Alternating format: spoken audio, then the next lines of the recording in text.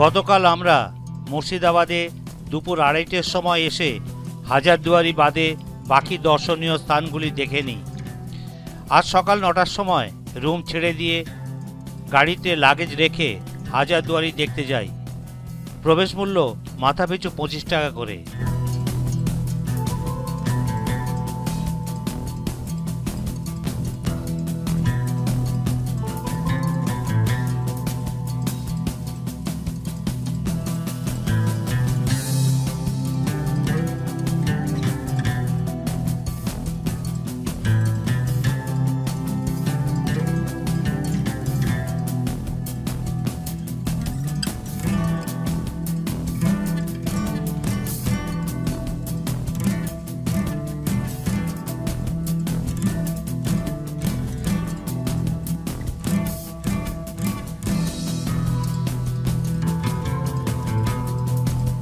এটাই হাজারদুয়ারি।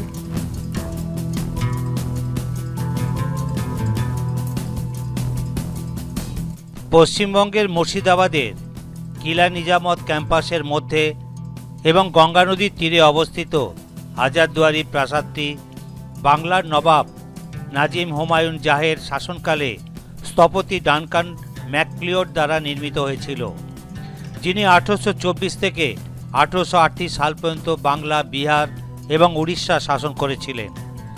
হাজারদুয়ারি প্রাসাদকে আগে বড়কোঠি বলা হতো। হাজারটি দরজার জন্য এটির নামকরণ করা হয়েছে হাজারদুয়ারি। হাজারদুয়ারি প্রাসাদ মুর্শিদাবাদের সবচেয়ে গুরুত্বপূর্ণ আকর্ষণ। নবাব নাজিম হুমায়ুন জাহর শাসনকালে নির্মিত এই চমৎকার স্থাপত্যটিতে এখন ঐতিহাসিক যুগের অনেক নিদর্শন রয়েছে। তৈলচিত্রগুলি জাদুঘরের একটি প্রধান আকর্ষণ।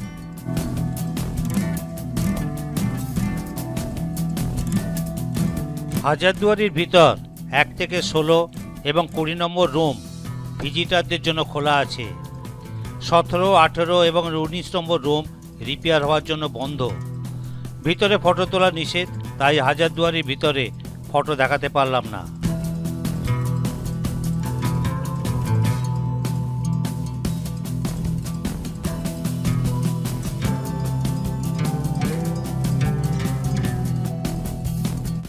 ইমামবাড়া এখন বন্ধ।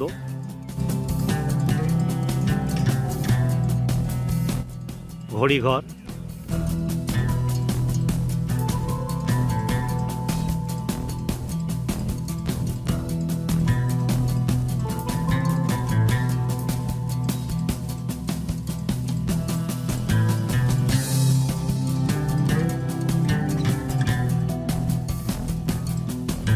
এদিকে একটা গেট আছে আর এই সাইডে একটা গেট আছে।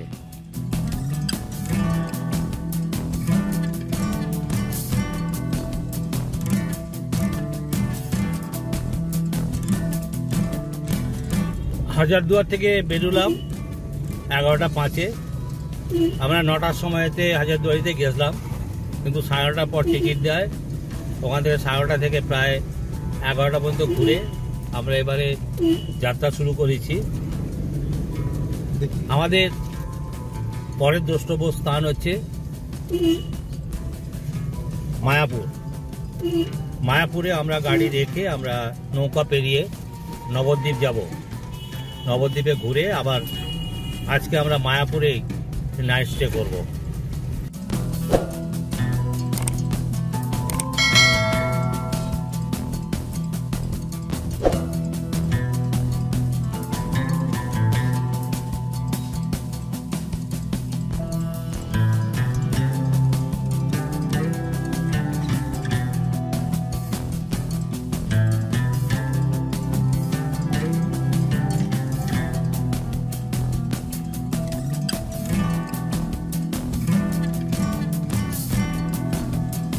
হাজারদুয়ারি থেকে 11টা 5 রওনা হয়ে প্রায় 105 কিলোমিটার অতিক্রম করে দুপুর 3:15 মায়াপুরে এসে পৌঁছালাম। মাঝপথে দুপুরের আহার সেরে নিই। তারপর মায়াপুরে গেস্ট হাউস ভাগীরথীতে একটা ঘর বুক করে মালপত্র রেখে নবদ্বীপ যাওয়ার জন্য স্টিমার ঘাটে এসে পৌঁছালাম। স্টিমারের ভাড়া মাথাপিছু 10 টাকা করে, আর মোটর বোটের ভাড়া মাথাপিছু 5 টাকা করে।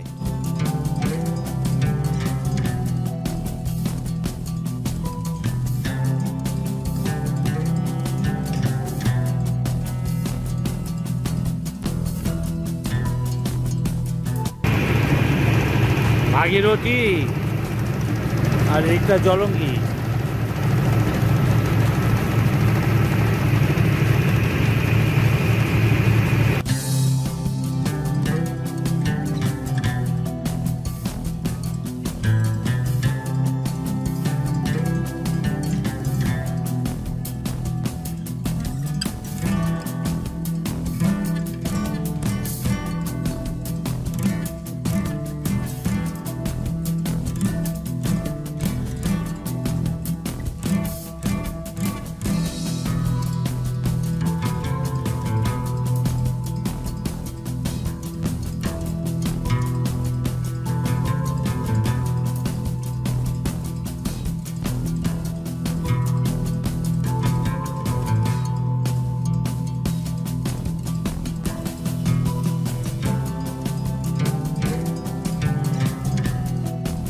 স্টিমার থেকে নেমে নবদ্বীপ ঘাট থেকে একটা টোটো 300 টাকা দিয়ে বুক করি নবদ্বীপের সাইট সিন করার জন্য।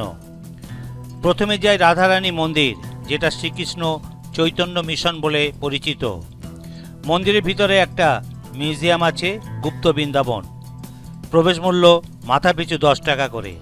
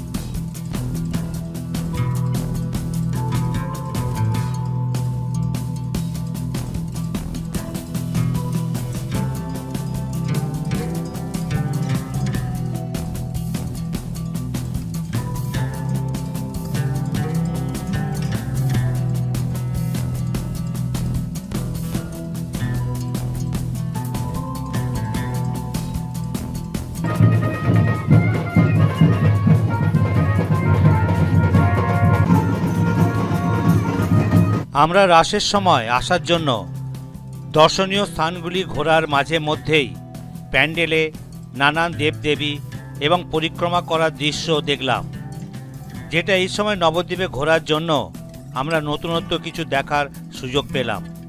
কারণ এই ছোট্ট শহরটি রাসের সময় আলোকমালায় সজ্জিত হয়ে ওঠে এবং শত শত মানুষের সমাগম হয়।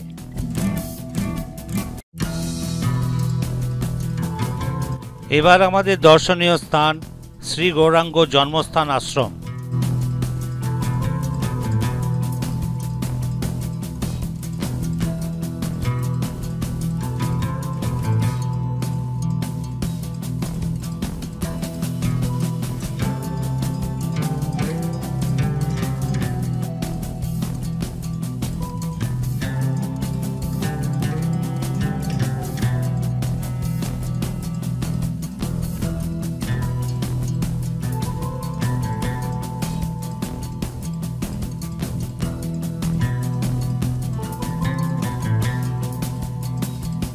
আমাদের পরবর্তী দর্শনীয় স্থান নরহরি ধাম।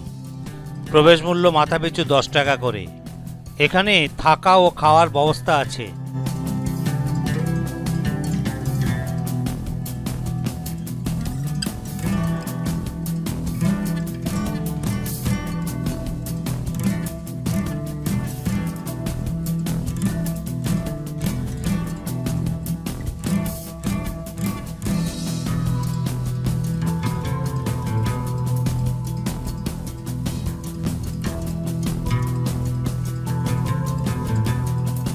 প্রবেশের পরেই একটা কৃত্রিম গুহা আছে। সেই গুহা পেরিয়ে যাবার পর একটা 60 ফুট গৌরাঙ্গের মূর্তি দেখতে পাওয়া যাবে।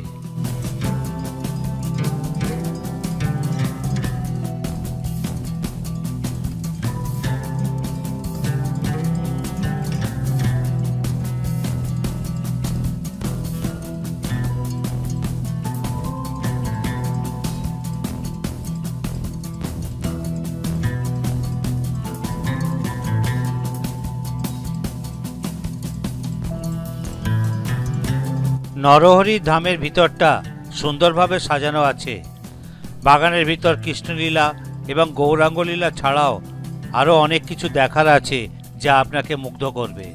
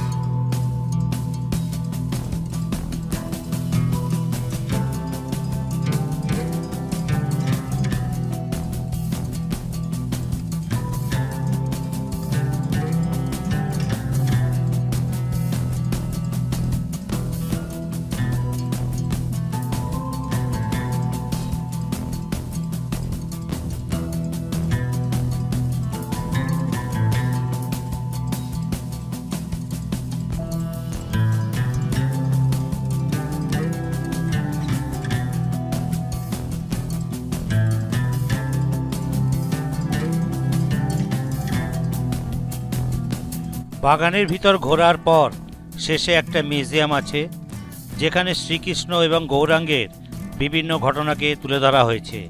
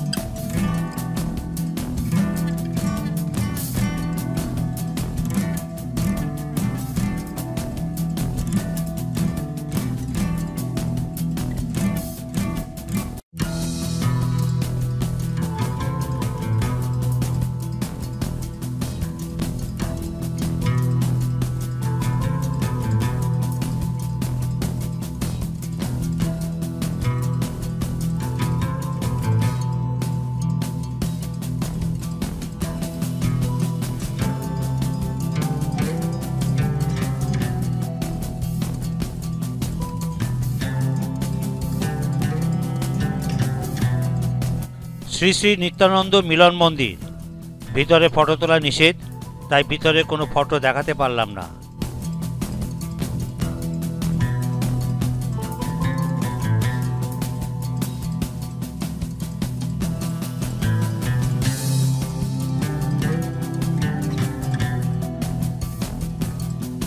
পাশেই শ্রী শ্রী গৌরাঙ্গ মহাপ্রভুর উপনয়ন লীলা মন্দিরে সোনার গৌরাঙ্গ।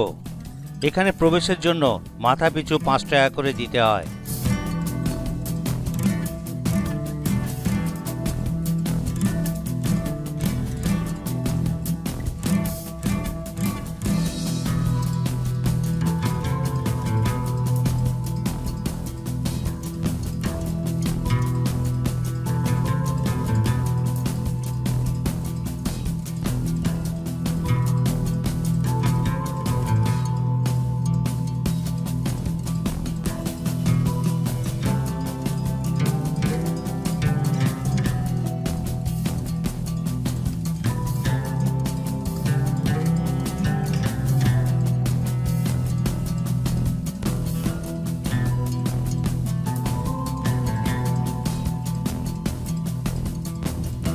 শ্রী শ্রী সীতানাথ অদ্বৈত প্রভুর শ্রীমন্দিরে সন্ধ্যা 5:40 প্রবেশের সময় ভিতর থেকে বললেন মন্দির বন্ধ হয়ে গেছে, তাই আমাদের আর প্রভুর দর্শন হলো না।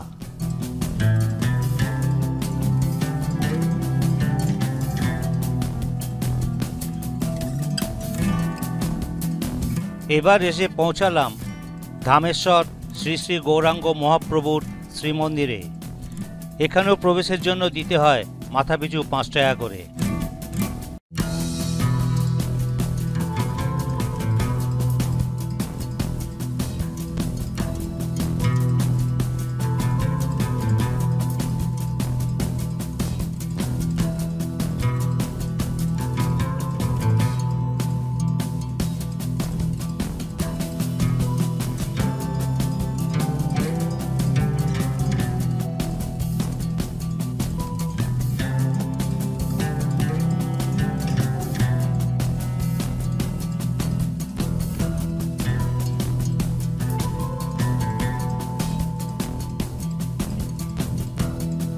সোনার গৌরাঙ্গ মন্দির নবদ্বীপের অন্যতম বিখ্যাত মন্দির। মন্দিরটি মহান সমাজ সংস্কারক এবং সাধক চৈতন্য মহাপ্রভুর স্বর্ণ মন্দিরের জন্য বিখ্যাত। কথিত আছে চৈতন্য মহাপ্রভুর অনুসারী প্রতাপচন্দ্র গোস্বামী এই মন্দিরটি নির্মাণ করেছিলেন।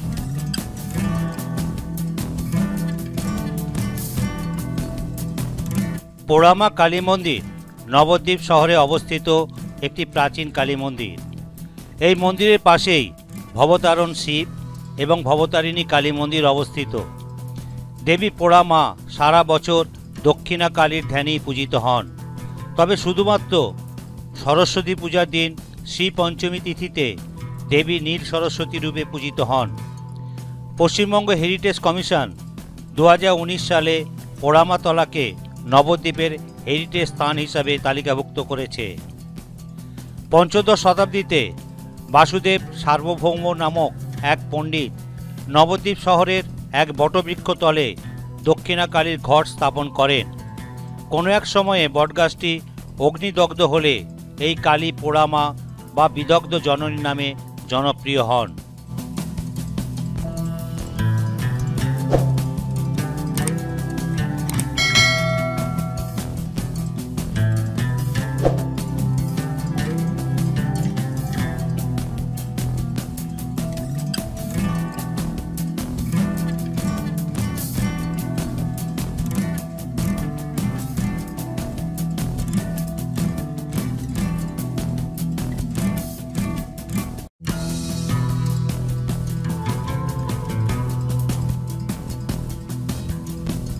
নবদ্বীপের দর্শনীয় স্থানগুলি ঘুরে সন্ধ্যার পরে আলোকমালায় সজ্জিত নবদ্বীপকে দেখতে দেখতে প্রায় 6:30টার সময় লঞ্চঘাটে এসে উপস্থিত হই।